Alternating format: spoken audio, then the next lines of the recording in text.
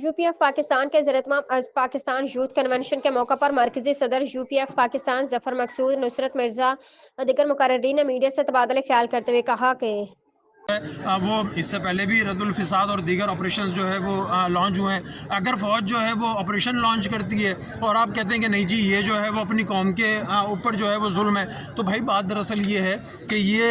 फ़ौज के ख़िलाफ़ जो प्रोपेगेंडा है अब कराची से जो है वो इंशाअल्लाह यूपीएफ पाकिस्तान के प्लेटफॉर्म से जो हमारी यूथ है, जो हमारे नौजवान हैं, इसका सोशल मीडिया पर भी भरपूर जवाब देंगे। इंशाअल्लाह इसका जो है वो हर फोरम पे जो है वो जवाब दिया जाएगा। ये अज़्म पाकिस्तान का ये और इसके पीछे हमारी टीम की और ज़फ़र मकसूद साहब की बहुत मेहनत है और ये आज की मेहनत नहीं है, ये सालों की मेहनत है और आसिफ भाई और जो पूरी टीम है, ऑर्गेनाइजेशन है उनकी।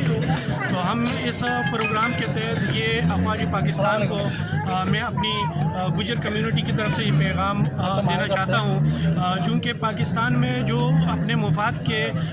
पुजारी है वो इस वक्त अफ़वाज पाकिस्तान को बदनाम करना चाहते हैं अपने मुफादात के चक्कर में। तो लिहाजा ये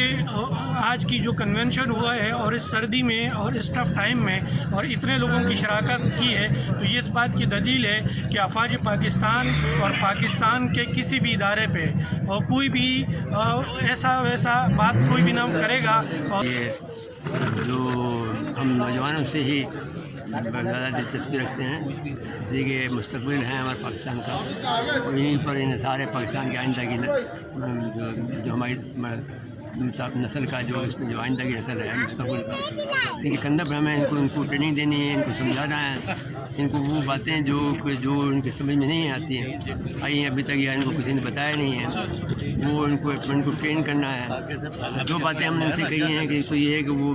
फ़ौज में जाएँ, दूसरा ये है कि CSS के इम्तहान में दाखिला लें और टेक्निकल एजुकेशन हासिल करें ताकि आपकी बेरोज़गारी ना हो और बाहर के मुल्क न जाए। हमारा यही इनको प्रोग्राम है। जो